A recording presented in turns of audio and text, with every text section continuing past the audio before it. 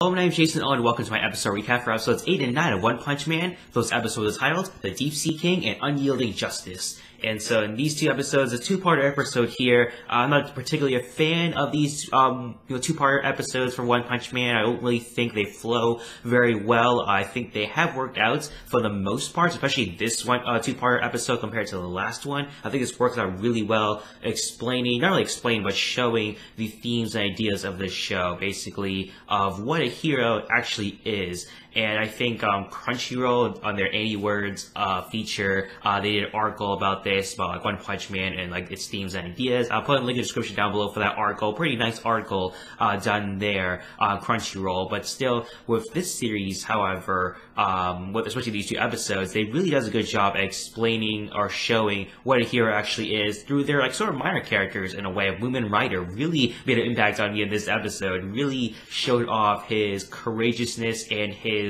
ability to be a hero, even though he doesn't really do much. He has his justice kick, his justice other things. When he's riding his bicycle, he's riding around the whole entire city for the most part in City J throughout these two episodes until the final battle against him in the Deep Sea King, which doesn't really work out too well. But still, this courageousness and his speech that he gave really impacted me, really gave me goosebumps for all of that. Even though I knew what was going to happen, the result was expected, but still I really felt the impact Moomin Rider in this episode. Saw a ton of heroes pretty much lose out. Some pretty high-ranking heroes, like Class A, rank 11 hero Stinger, who's like a discount Lancer type of hero. The Class S hero, Puri Prisoner, who's actually in jail, ironically, also along with Sonic as well. We do see Sonic in this episode, but Puri Prisoner, and also the villain as well, Deep Sea King, really portrayed a lot of stereotypes to me of the gay transgender stereotype. I didn't really like that. It really seemed out of place. I didn't really feel it offered much to the series, or at least these two episodes. I felt like you could have really done without them, and so I don't really understand why those two things were there. I don't know if they were comedic effects. I wasn't really laughing at some of the moments, especially like when he like had the angel wings and stuff like that. There, I was really annoyed by a lot of the transgender gay stereotypes that are especially brought out by Puri Prisoner. David said that he was in jail because he liked beautiful men and stuff like that there. I think even in the hospital, he was going after some guys in a weird way, in a stereotypical kind of way, like gay people are always attacking guys and such. So I thought it was a really dumb stereotype they really put in there. I didn't really need it. You could have added in some other things that really could have helped the episode. This really did not help these two episodes at all. It really just was just sort of filler type that was really there just for no entire reason. But other than that, the other moments, the fighting moments, are really cool, even though it's really one-sided for the Deep Sea King. Like, you have Class A, rank 20 hero, Lightning Max in there, who is, like, has lightning powers, lightning kicks. Sonic, he tried as well, but he kind of just ran off because he wanted to get his weapons. Even, like, a lot of naked moments as well for some strange reason. Again, just more portraying stereotypes, again, it seemed like, with Puri Prisoner and Sonic. Not really like Sonic, but still it's just weird. A lot of naked guys in this episode. Nothing wrong with that, but still just really weird. It didn't feel really out of place. Didn't really feel like any sort of comedic antics like it did in the when they did that with Saitama in the first time we met Genos. For the most part, in the 8th episode, Saitama was just kind of going around. He wasn't really doing much until he took Moomin Rider's phone that he left behind and was speaking with the Heroes Association, and they gave him directions in order to see whether he was for real or not, how strong he was, because obviously there's many rumors that he was stealing credits from other heroes, and so I guess they were trying to test him in a way to see if he could actually be strong enough to take out the Deep Sea King, because a Class S hero was taken out, and when Saitama did hear that, he really got turned on. His animation style for his face really changed. He really got serious in that moment. Genos arrives just in time in the shelter to protect the people. Moomin Rider's rushing to the shelter on his bike. He does give Saitama a ride, as we do see in some scenes as well, and so all the three heroes are really pushing out to really prove themselves and also try to save the people as well. However, the citizens in the shelter were really kind of stupid. They were really just waiting for a hero to save them. They kind of just stood around. They weren't really running away. When the times they did run away, a hero came and they just stopped just to watch the fight. So they're really spectators in this, very reminiscent of the Amazing Spider-Man 2, which really annoyed me because there's a battle going on and yet everyone's just watching. And so, again, this is anime, and so it doesn't really matter because it's like real people, but it does kind of matter because it's really stupid to have people just watching around, hanging around just for for a background noise. It's just for cheerleaders.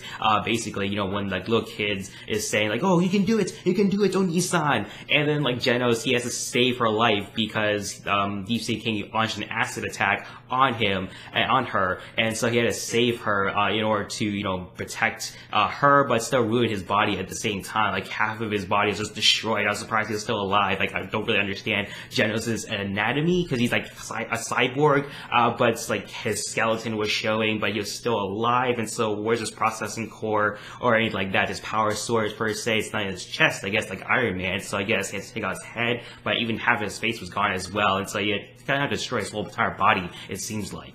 Even though Genos doesn't really win these fights, I do give him credits that his fights do look really cool. His actions, you know, machine gun blows, actions do look really cool animation-wise. Even with his battle against the asteroid, you know, it looked really cool. It looked like he actually defeated the enemy in one shot, but it doesn't really turn out that way. But still, it looks really cool, at least for Genos. You know, he always needs Saitama to come in and save him, but still, it looks really cool. He does get some pretty nice set pieces done for him, even though they don't really work out the way he would want it. It works really well for the audience in a visual aspect. Genos taken out, Moomin Rider has to come in, and he knows he's not strong enough for Class B. That's why he's stuck as the highest rated Class C hero, because, you know, he doesn't really have any other powers or anything like that. So he just goes around on his bike helping people, fulfilling that weekly sort of quota that you have to do one heroic activity every week, and so that's how he kind of relates with Saitama a little bit. You know, Saitama, you know, does realize he's well, at least Moomin Rider knows he's stronger, less stronger than Saitama, but he kind of thinks himself lower than him. But Saitama, really being his personality, a really nice guy,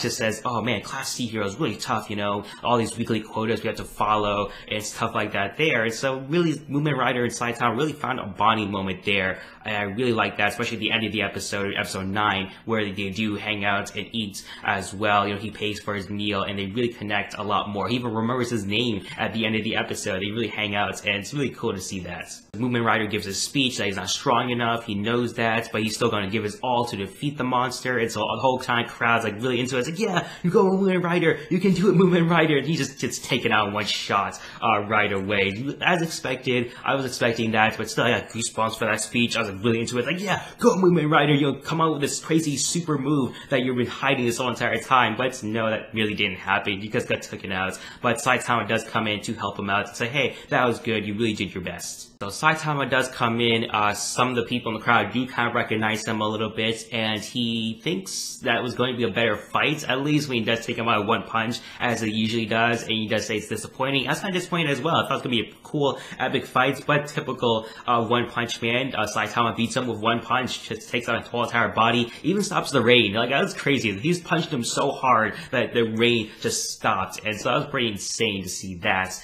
there. However, it was shown later on that there's some heckler. I don't know who that guy was, probably a plant of some sort, you know, some guy who's trying to ruin his reputation, perhaps, and we do see that he kind of just turns the people against Saitama, saying that, hey, you know, all these other heroes, well, he doesn't ruin his reputation. At first, he was kind of ruining the reputation of the Heroes Association by saying that, look at all these heroes, you know, they're supposed to help us, yet they all failed. Even these Class A heroes, you know, one of the Proctor guys really tried to help out as well, and the Class S hero as well. You know, they really sucked, and, you know, why these guys, you know, be heroes? They're just regular guys, half of them. You know, I think one of the guys, All Back Man, he was just a regular guy. Moomin Rider is technically a regular guy as well, and so he is really exposing the Heroes Association for hiring these heroes who are supposed to protect us, yet they fail most of the time. Like, a ton of heroes got taken out, and so Saitama kind of takes the blame a little bit, you know, to protect his other hero's reputation. He ruins his own reputation in the process because he wants to help everyone else, make sure that everyone does get their own credits, that they are real heroes, and that they don't get hurt or anything like that, especially his friend Genos, who does is part of that conversation as well as another S-class hero that did get taken out. So Saitama sticks to the story that, you know, these other heroes did all the work for him. He just took him out with one punch because he was already hurt. And so that was really his way of taking the credit, as his persona is, that he's the guy who just takes the credit from other heroes. And so that's pretty interesting to see that there. To see Saitama, you know, he thinks of himself as a hero, but he also thinks of others as a hero as well, especially Moomin Rider. He really has a lot of respect for Moomin Rider because he really personifies what a hero actually is. A guy who's willing to stand up no matter what, to really give his all, no matter the cost and no matter the challenge up against him, like some of the other heroes that told Moomin Rider to run away. This is a demon level threat. Before it was Tiger, but now raised up to a demon level, and that, we're class C heroes, we can't handle this. But Moomin Rider was really willing to take the chance because he's a hero, and that's what heroes are supposed to do, to protect the people no matter what. And that's a very interesting look at what a hero actually is. Not a guy like On My Mask, who's a class A hero who doesn't really do much. He's just really an actor, a singer, really promoting himself, and all he cares about as a hero is just protecting his reputation. And that's why he went to Genos, because any hero that's in his rank or higher, he feels that they need to act accordingly so that they don't embarrass him. And that's really what he cares about, his own reputation rather than saving people as a hero. A fun moment we do see is when Genos does receive a lot of fan letters, saying how much they love him, that he joined their fan club. He's like very disturbed by the letter as well. His facial expression was very hilarious. But also Saitama received some fan letter as well, one of which is not actually a fan letter. It's more like a troll or a hater, really a negative reaction. And his reaction is pretty calm. He's saying that, oh, someone had the time to write this. Someone has a lot of free time to write a hate letter to me. Like Genos, he tried to retaliate, but still Saitama really took it really well. One of the other letters, though, it just says thanks. Thank you for helping the city, basically. And we find out later in the episode at the end that Moomin Rider was the one who sent that letter. Really thanked him for helping him out and really saving his ass right there.